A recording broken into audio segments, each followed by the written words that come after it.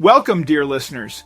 Today we journey to a quiet farm where an ordinary morning takes an extraordinary turn. Imagine waking up to the familiar sights and sounds of farm life, only to stumble upon something that defies explanation. Strange black eggs scattered across a field. What secrets do they hold? What mysteries are about to unfold? Stay with me as we uncover the astonishing events that left one family forever changed. It all started as a usual Friday morning for Farmer Victor, who was about to check the health of his crops. This normal morning changed when Victor drove by his field and saw that it was covered with weird-looking black eggs. He was clueless about where the eggs came from. What was even more shocking was the contents of those eggs. Before we start, smash the like button and make sure to subscribe if you haven't, and hit that notification bell so that you won't miss any new stories. Victor felt himself getting lightheaded and close to fainting. He could not believe his eyes and immediately drove back to his home to wake up his wife, Nora, and his two daughters, Susie and Haley. They all rushed outside together, and all of the girls were stunned by what they saw. With tears in her eyes, Nora said to her husband, "Is this what I think it is?" There in the corner lay a little pile of eggs, but they weren't normal eggs. They were bigger and pitch black, as if they were set on fire. Victor was about to throw them away when something happened. A strange sound arose from the eggs that baffled Victor. Could they be alive? His daughters heard it too and suddenly felt drawn to care for the eggs. But their father wasn't as enthusiastic as them, and what he suggested then shocked them all. A farmer's life is full of routines. They wake up before the sun rises and start their work. Their days are filled with hard labor, but it is also very rewarding.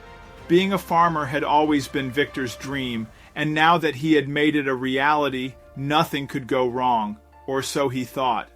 Victor had two daughters, Susie and Haley, with his wife, Nora. They lived on a farm where they herded sheep and cows to sell their milk and wool. Victor woke up as normal and put on his overalls.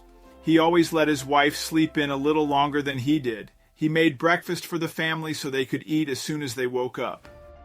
When everyone finished their breakfast, it was finally time for Victor to step outside and feed his animals.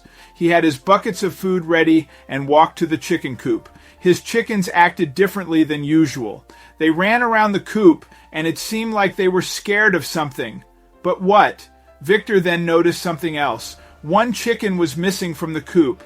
He walked around it but stopped when he saw a little pile of feathers on the ground. Oh no, Victor thought. He knew exactly what this meant. He ran inside to get a towel and a box and put the deceased chicken in there.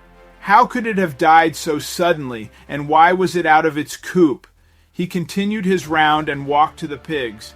They were louder than usual. What is going on here? Victor thought to himself. He fed the pigs, and they were quiet again, but Victor knew there was something strange going on. Then suddenly, he heard that strange sound again. He listened carefully, but couldn't place where it came from. It couldn't be far because he could hear it clearly. After he was done feeding all his animals, he went into the barn to get his tractor ready. He had to harvest the corn today, so he hooked the machine to his tractor and opened the barn doors. He was about to drive away when he heard a loud scream. It was Susie. "Dad, stop! There is something on the ground there."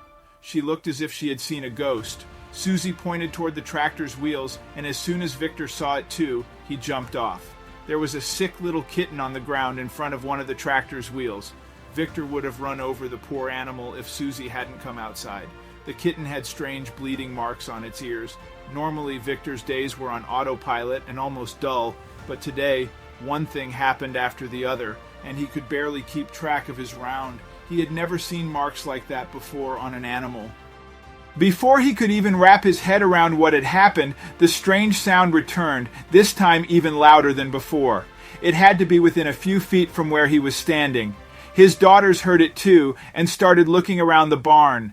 It was filled with clutter, so it wasn't easy to search, but they could follow the sound.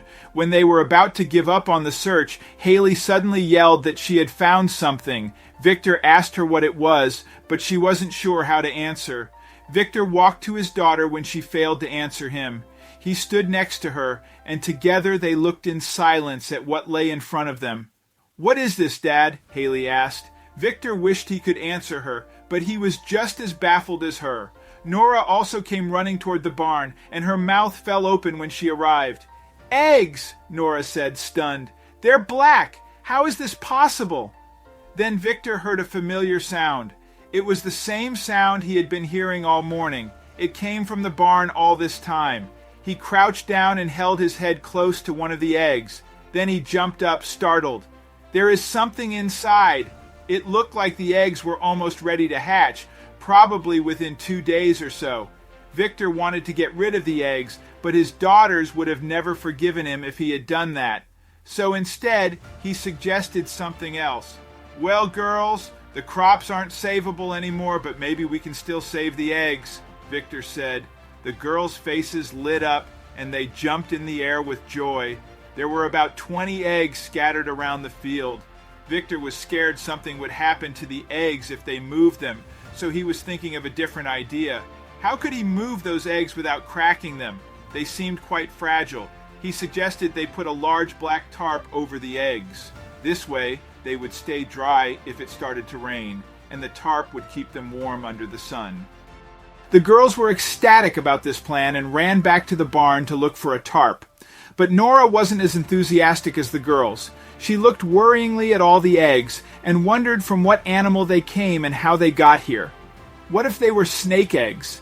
She didn't want to harm any animals, especially harmless creatures, since Nora was against harming animals. Victor noticed his wife's worries and wrapped an arm around her. "It's all right, dear. They look like chicken eggs to me. You don't have to worry." His words were meant to be reassuring, but they gave Nora even more questions. Not long after, their daughters returned with a large black tarp. Together, they stretched the tarp over the eggs and put rocks on the ends to secure it. "So," Victor said, "back to work." Victor told his girls to work really carefully because cracking those eggs was the last thing he wanted. But his daughters were inseparable from the eggs. They stayed with them all day as Victor finished his rounds. At the end of the day, Victor had to pry his girls inside with the promise of a dessert. The following morning, Victor woke up to a weird noise, but it wasn't the same as yesterday. This time it sounded more like giggles. Within a second, Victor knew what it was, and he shot up. He ran to the window and looked at the field. "You've got to be kidding me," he thought. His thoughts turned out to be true. His girls had woken up before him and gone to the eggs. "It's 4 a.m, Victor said out loud, waking his wife. "What is going on, hun?" she asked. But then she heard the giggles. Nora hurried out of bed and ran downstairs. She jumped in her boots. "I knew these eggs were bad news. This is not how we raised our girls," Nora mumbled, glaring at Victor. Nora just hoped nothing bad happened to those eggs. Maybe the girls here were being reckless. Susie and Haley's smiles faded as they looked at their angry mom approaching. It was still quite dark outside, so they knew they had done something bad. But they just had to look at the eggs. They were their babies. Something strange was about those eggs. But as soon as Nora saw what her girls had been doing, her anger turned into awe. Then suddenly they heard a loud crack. The girls jumped up in shock, thinking they had smashed one of them. But it was something else. They had taken such good care of those eggs, so they all thought something would go out of the egg. No one expected the way Susie would react. Instead of being happy, she got really sad and started crying. She didn't want her eggs to break. She was too little to understand what was really happening, so her mother tried to explain everything in the best way she could. It had been 2 days since they found the eggs. The tarp had done a terrific job of keeping the eggs safe from the weather and predators. More eggs started to crack, and it could be any minute until they began hatching. On the 4th day, it was finally time. Victor went to check on the eggs when he noticed one was already empty. He frantically looked around him, but the baby was nowhere to be found. He called his girls over, and they waited for the other eggs to hatch together. The wait felt longer than expected, and the girls almost lost their patience. Finally, 2 more eggs started to move. They cracked and shifted slowly but surely. A little animal came out. They had never seen anything like this before. Victor couldn't believe his eyes. Out of all the animals, he never imagined these to come out of the eggs. He yelled for his wife to come quickly, but couldn't hold his emotions any longer. He couldn't help himself and started to cry. He burst out crying. When his wife arrived, she asked what was wrong, and he pointed at the animals. Nora immediately knew what was going on and comforted her husband. However, she was also very emotional about seeing what came out of those eggs. The animals were little baby peacocks. Victor had always cared for peacocks when he was little. He even had his own peacock who was his best friend. After it died, he never cared for a peacock again until now. It seemed like a miracle. But this is not everything. Victor couldn't stand giving the animals away and wanted to keep them all. But Nora disagreed. There wasn't enough room on their farm for 20 peacocks, so they decided to do something else instead. That was the only option, and Victor knew this. Nora and Victor kept 2 peacocks on their own farm and brought the other 18 animals to a peacock sanctuary. There, they had all the freedom they deserved and would get the best care. The girls also loved taking care of the peacocks.